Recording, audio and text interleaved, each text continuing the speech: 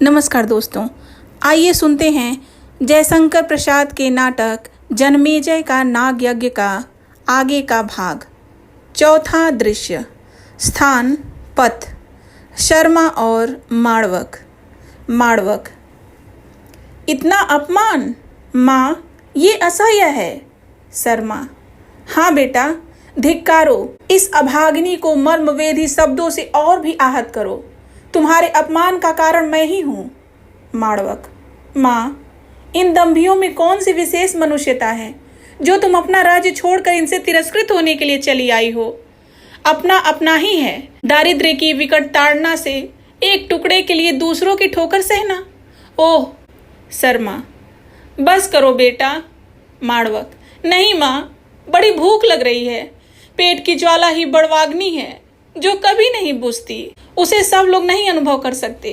जो उत्तम पदार्थों की थाली पैर से ठुकरा देते हैं, जिन्हें अरुचि की डकार सदा आती रहती है, वे इसे क्या जानेंगे? माँ, इसी के लिए ऐसे कर्म हो जाते हैं जिन्हें लोग अपराध कहते हैं। शर्मा। बेटा, तुम इस अभागिनी को और भी भर्त्सना करोगे। क्षमा करो मेरे लाल, मैं इन्हें अपना संबंधी समझकर इनका आश्रय लेने चली आई थी। तुम मेरी अग्नि परीक्षा न करो। जिनकी रचना की तृप्ति के लिए अनेक प्रकार के भोजनों की भरमार होती है, वे पेट की ज्वाला नहीं समझते। मैंने न्याय की प्रार्थना की तो उन्होंने एक अपमान और जोड़ दिया। मैंने नाग परिणय किया था, ये भी मुझ पर एक अपराध लगा। हे भगवान, मेरे अभिमान का ये फल। माड़वक। फिर तुमने मुझे प्रतिशोध लेने से क्यों रोक दिया? शर्मा। हत्या। तू शर्मा का पुत्र होकर गुप्त रूप से हत्या करना चाहता था, पर यह कलंक मैं नहीं सह सकती थी। तू उनसे लड़कर वहीं मर जाता या उन्हें मार डालता, ये मुझे स्वीकार था, परंतु उसके लिए तू अभी बिल्कुल बच्चा है। माड़वक। दुर्बलों के पास और उपाय ही क्या है? क्या तब मुझे शांति न मिलेगी जब तुम हस्तिनापुर के राज मंदिर के वातायनों की ओर दीनता से ताकती रहोगी? शर्मा। नहीं बेटा, मैं इस अपमान का बदला लूंगी, किंतु सहायता के लिए लौट कर नागकुल में न जाऊंगी। माड़वक। तब फिर प्रतिशोध कैसे संभव है? माँ, मेरे हृदय में दारुण प्रतिहिंसा की ज्वाला धधक रही है। घमंडियों के वे वक्र विलोचन बर्छी की तरह लग रहे हैं। माँ, मुझे अत्याचार का प्रतिशोध लेने दो। मैं पिता के पास जाऊंगा, मुझे आज्ञा दो। मैं मनसा के हाथों का विषाक्त अस्त्र बनूं, उसकी भीषण कामना का पुरोहित बनूं। क्रूरता का तांडव किए बिना मैं नहीं जी सकूंगा। मैं आत्मघात कर लूंगा। रोने लगता है। शर्मा। मैं जानती हूं, मैं अनुभव कर रही हूं। उस अपमान के विष का घुट मेरे गले में अभी तक तीव्र वेदना उत्पन्न करता हुआ धीरे धीरे उलट रहा है। पर माड़वक, मेरे प्यारे बच्चे, पहले तो तूने मातृ स्नेह के वश होकर अपने पिता के वैभव का तिरस्कार किया, पर अब क्या मनसा से सहायता मांगकर मुझे उसके सामने फिर लज्जित करना चाहता है? यादवी प्राण के लिए नहीं डरती। छुरी फेंक कर ले, पहले मेरा अंत कर ले, फिर तू जहां चाहे चला जा। रोक कर। हाय वत्स, तुझे नहीं मालूम कि तेरे ही अभिमान पर मैंने राज वैभव ठुकरा दिया था। बेटा। माड़वक। माँ, मत रो, क्षमा करो, मेरी भूल थी। मैं पुत्र हूँ, अपने अपमान के प्रतिशोध के लिए तुम्हारा हृदय दुखी नहीं करना चाहता। माँ। माड़वक माँ के पैरों पर गिर जाता है। माँ, मैं जाता हूँ, भाग्य में होगा तो फिर तुम्हारे दर्शन करूँगा। माड़वक प्रस्थान करना चाहता है। शर्मा।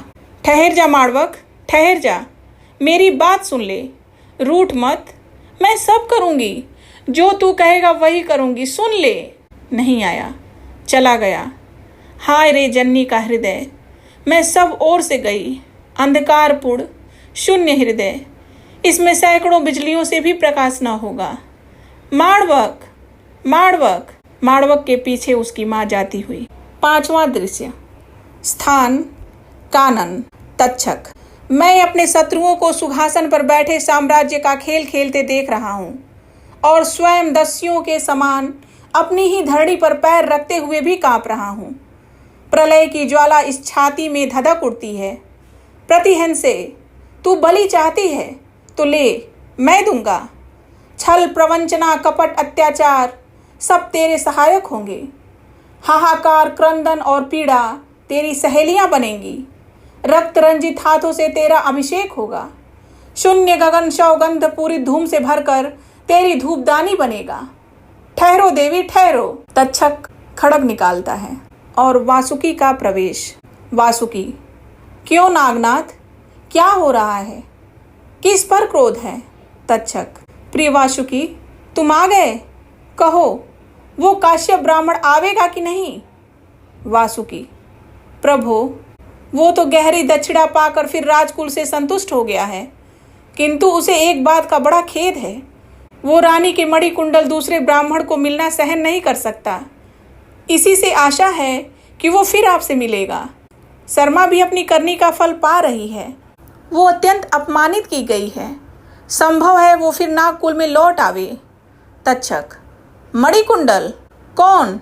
वे ही जो कभी हम नागों की अमूल्य संपत्ति थी। हाय वासुकी, वे फिर कहाँ मिलेंगे? किंतु यदि वे मिल जाते तो काश्यप को देकर उसे अपनी ओर मिला लेता। राजकुल का पूरा समाचार काश्यप ही से मिल सकता है। काश्यप प्रवेश करके, नागनाथ की जय हो। तक्षक, प्रणाम करता हूँ ब्राह्मण देवता, कुशल तो है? काश्यप, आर्य, क्षत्रियों को घमंड हो गया है। उनके सविनय प्रणाम में भी एक तीखा तिरस्कार भरा रहता है। ब्राह्मणों का सम्मान वे सहन नहीं कर सकते। वे राजमत से इतने मत्त हैं कि आध्यात्म गुरु की अवहेलना क्या, कभी कभी परिहास तक कर बैठते हैं। उनके क्रोध को हंसी में उड़ा देते हैं।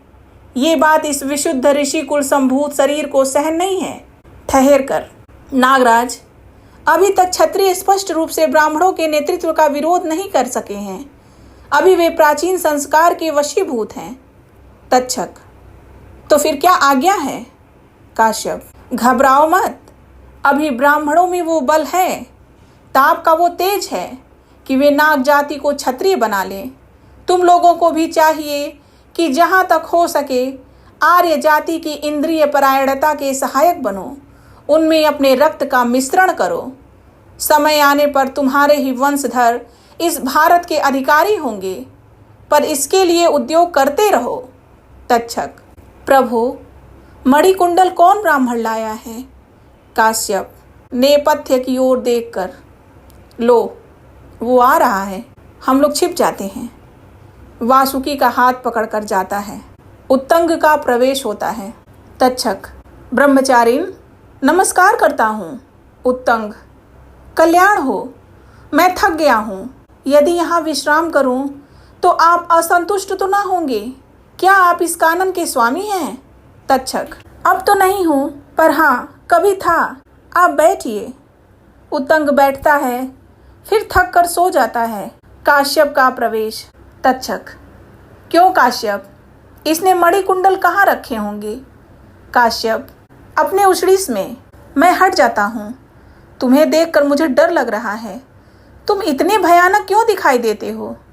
तक्षक, महात्मन, आप जब अपना धर्म करने लगते हैं, जब यज्ञ करने लगते हैं, तब आप भी मुझे इतने ही भयानक देख पड़ते हैं।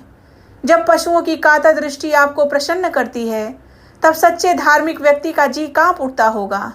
काश्यप, अजय वो तो धर्म है, कर्तव्य है। तक्षक, किंतु हम असभ्य जंगली लोग धर्म को पवित्र, अपनी मानवीय प्रवृत्ति से परे एक उदार वस्तु मानते हैं। अपनी आवश्यकता को, अपनी लालसामयी दुर्बलता को उसमें नहीं मिलाते। उसे बालक की निर्मल हंसी के समान अछूतो रहने देते हैं। पाप को पाप ही कहते हैं, उस पर धर्म का मिथ्या आवरण नहीं चढ़ाते। काश्यप, बस करो नागराज, अभी तुमको ये भी नहीं मालूम कि पाप और पुण्य किसे कहते हैं। इन सूक्ष्म तत्वों को समझना तुम्हारी मोटी बुद्धि और सामर्थ्य के बाहर है। जो तस्करता करना चाहते हो वो करो, आर्यों को ये कला नहीं सिखलाई गई है। तक्षक छुरी निकालता है। काश्यप चिल्लाता है, हे ब्रह्म हत्या ना करो। तक्षक उसे ढकेल कर उत्तंग का उछड़ीस लेना चाहता है। उत्तंग जाग उठता है।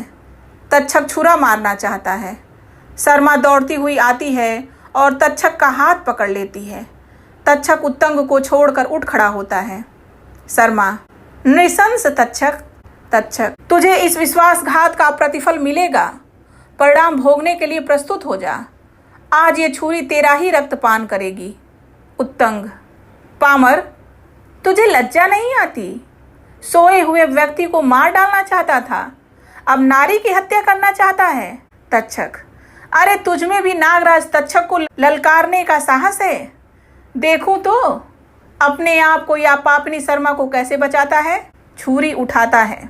उत्तंग, यदि मैं ब्राह्मण हूँगा, यदि मेरा ब्रह्मचर्य और स्वाध्याय सत्य होगा, तो तेरा कुत्सिक हाथ चल ही न सकेगा। हत्याकारी दस्यु को यह अधिकार नहीं कि वो सत्यशील ब्रह्म तेज पर हाथ चला सके। पाखंडी, तेरा पतन समीप है। तक्षक छुरा चलाना चाहता है। वासुकी आकर हाथ पकड़ लेता है। वासुकी, नागराज क्षमा करो, ये मेरी स्त्री है। तक्षक, वासुकी, तुम विद्रोह करने वाले को दंड से बचाते हो। वासुकी, फिर भी ये मेरी स्त्री है नागराज। शर्मा और उत्तंग मुक्त हैं, वे जहाँ चाहे जा सकते हैं। शर्मा, ये आर्य संसर्ग का ही प्रताप है नागराज। आप मेरे पति हैं, किंतु आपका मार्ग भिन्न है और मेरा भिन्न। फिर भी मेरा अनुरोध है कि जब अवसर मिले, इसी तरह मनुष्यता को व्यवहार में लाइएगा। अपने आप को सर्प की संतान मानकर कुटिलता और क्रूरता की ही उपासना मत कीजिएगा। वासुकी, क्या पति होने के कारण तुम पर मेरा कुछ भी अधिकार नहीं? अब मैं तुम्हें न जाने दूंगा। शर्मा, आपको और सब अधिकार हैं, पर मेरी सहज स्वतंत्रता का अपहरण करने का नहीं। वासुकी, इसका अर्थ? शर्मा, इसका अर्थ यही है कि मैं आपके साथ चलूंगी, पर अपमानित होने के लिए नहीं। आपको प्रतिज्ञा करनी पड़ेगी। वासुकी, मैं प्रतिश्रुत होता हूँ। शर्मा, अच्छी बात है, सब जाते हैं। दोस्तों, नाटक के आगे का भाग हम अगले अध्याय में सुनेंगे। तब तक हंसते मुस्कुराते रहिए। नमस्कार दोस्तों।